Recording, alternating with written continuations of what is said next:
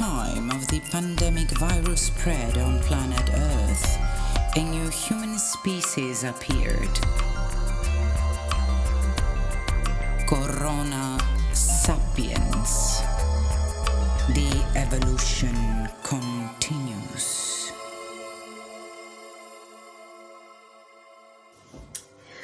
Μένουμε σπίτι. Μένουμε σπίτι. Παράξενη περίοδος. Πώς περνάμε στην καραντίνα. Είναι δύσκολο να είσαι κλεισμένο σε καραντίνα.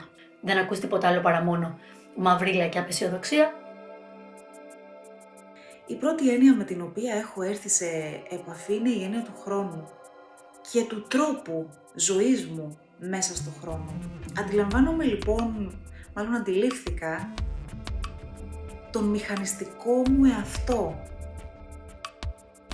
Είχα την ευκαιρία αρχικά μέσα στο σπίτι να κάνω πράγματα που δεν τα είχαμε λύσει, δεν μπορώ να πω ότι ήταν αμέλεια, απλά δεν υπήρχε ο χρόνος ποτέ για να γίνουν σωστά. Και μιλάω για πράγματα που είχαν να γίνουν πάρα πολλά χρόνια. Πατάρια, ξεκαθάρισμα στις ντουλάπες, να βγάλω πράγματα που πρέπει να δώσω, να κερδίσω χώρο μέσα στο σπίτι που είναι ήδη τυγκαρισμένο, αλλά νομίζω ότι κατάφερα ήδη να κάνω αρκετά πράγματα. Πώς περνάω τον χρόνο μου μέσα στο σπίτι. Λοιπόν, πρώτα απ' όλα έκανα κάτι το οποίο δεν το έκανα στο παρελθόν. Έκανα δουλειές στο σπίτι και δουλειές τις οποίες είχα να τις κάνω χρόνια, όπως για παράδειγμα τα τζάμια. Ξαφνικά βλέπω τον έξω κόσμο. Αλλιώς. Το διαφορετικό που κάνω σήμερα σπίτι μου, πράγμα που δεν έκανα πριν, είναι να ασχολούμαι περισσότερο με τη γυμναστική, με τη μαγειρική και να παίζουμε παιχνίδια που ποτέ δεν κάναμε με την οικογένειά μου. Να παίζουμε επιτραπέζια, χαρτιά και να γελάμε, να περνάμε πολύ χρόνο μαζί, πράγμα που πριν δεν κάναμε τόσο.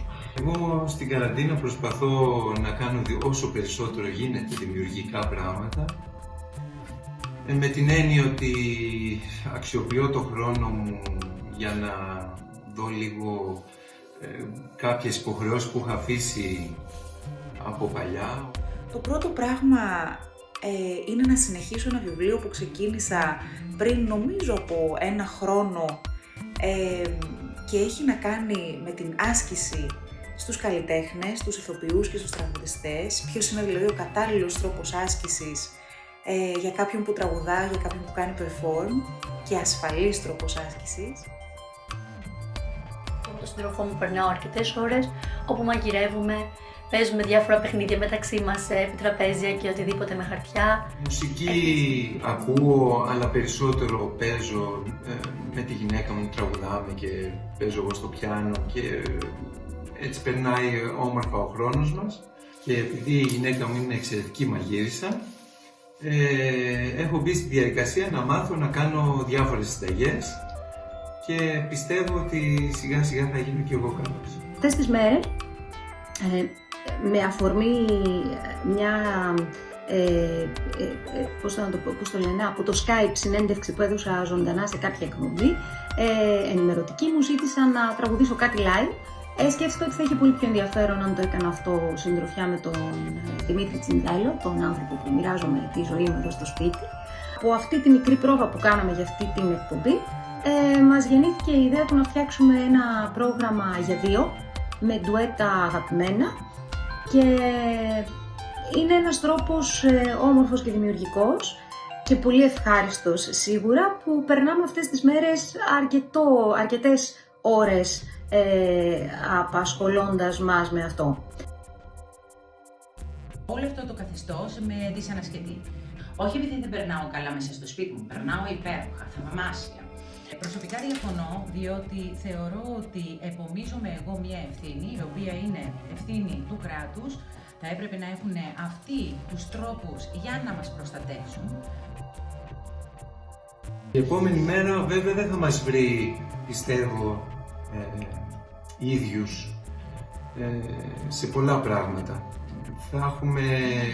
Είναι ένα μάθημα η καραντίνα και μάθημα πειθαρχίας, αλλά και σε κάνει να βλέπεις τη σημασία της ελευθερίας και το τι σημαντικό πράγμα, τι σημαντικό αγαθό είναι η ελευθερία πραγματικά.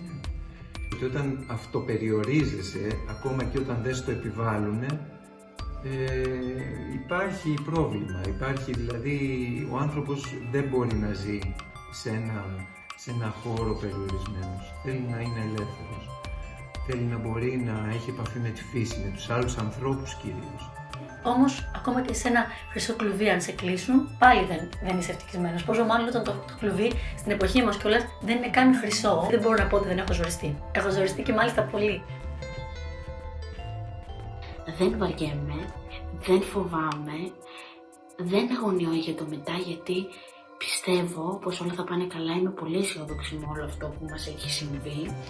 Νομίζω με έχει επηρεάσει το κλίμα και η επικαιρότητα. Έρχονται στο μυαλό μου συνέχεια τραγούδια και με στίχους που συνδέονται με τις μέρες που διανύουμε. Τις περισσότερες φορές μαύρα, προσπαθώ όμως να αφήσω πιο πίσω μου τα μαύρα και να έρθουν μπροστά τα πιο αισιόδοξα τραγούδια. Σήμερα για παράδειγμα ξύπνησα πολύ έντονα έχοντας στο μυαλό μου το τραγούδι του Θεοδωράκη σε ποίηση του Σεφέρη, το «Λίγο ακόμα να σηκωθούμε λίγο ψηλό». Λοιπόν, φόβος. Έχουμε και λέμε. Όταν μπαίνω σε μια κατάσταση φόβου και άγχους και αγωνίας, ενεργοποιείται το συμπαθητικό νευρικό σύστημα. Αυτό σημαίνει πως με κάνει πολύ πιο ευάλωτο σε οποιαδήποτε αρρώστια. Πρώτον. Και επίσης σε νοητική σύγχυση. Σκέφτομαι τη γέα, τη γη, με τα δισεκατομμύρια κύτταρά της. Και εγώ και εσύ είμαστε ένα από αυτά τα κύτταρα. Αυτή τη στιγμή, όποιος και αν είναι ο λόγος που έχει δημιουργηθεί αυτό, έχουμε μία οφειλή. Να κάνουμε ένα κοκκούν, να μπούμε μέσα στο σπιτάκι μας και να αποτοξινώσουμε το κύτταρό μας. Και σκεφτόμουν χτες ότι το δεδομένο, αυτό που είχαμε δεδομένο, έγινε το ζητούμενο. Το δεδομένο έγινε το ζητούμενο. Τα δεδομένα μας, είχαμε δεδομένο να πάμε να δούμε τη θάλασσα και τώρα είναι το ζητούμενο. Με πιάνει ανησυχία για το τι θα γίνει, το οποίο ευτυχώς διαρκεί λίγο.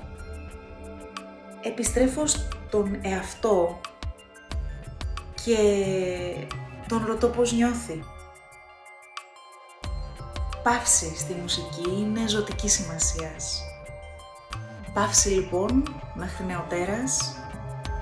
Εύχομαι να είστε όλοι καλά, να προσέχετε τους εαυτούς σας και όταν αυτό τελειώσει να μπορέσουμε όλοι να σφιχταγκαλιαστούμε. Όλο αυτό να περάσει γρήγορα και να είναι ένα μεγάλο κύμα και να τελειώσει εκεί, να μην μας φέρει κι άλλα. Παιδιά, κουράγιο, δύναμη, χαλαρώνουμε, γελάμε, δίνουμε φως, αισιοδοξία στους ανθρώπους που αγαπάμε και στον εαυτό μας. Μετά την καραντίνα θα μας δοθεί ευκαιρία να συζητήσουμε και για θέματα που αφορούν γενικότερα την κοινωνικότητά μας, τις σχέσεις μας με τους άλλους, θέματα που αφορούν στην πολιτική, στην κοινωνία.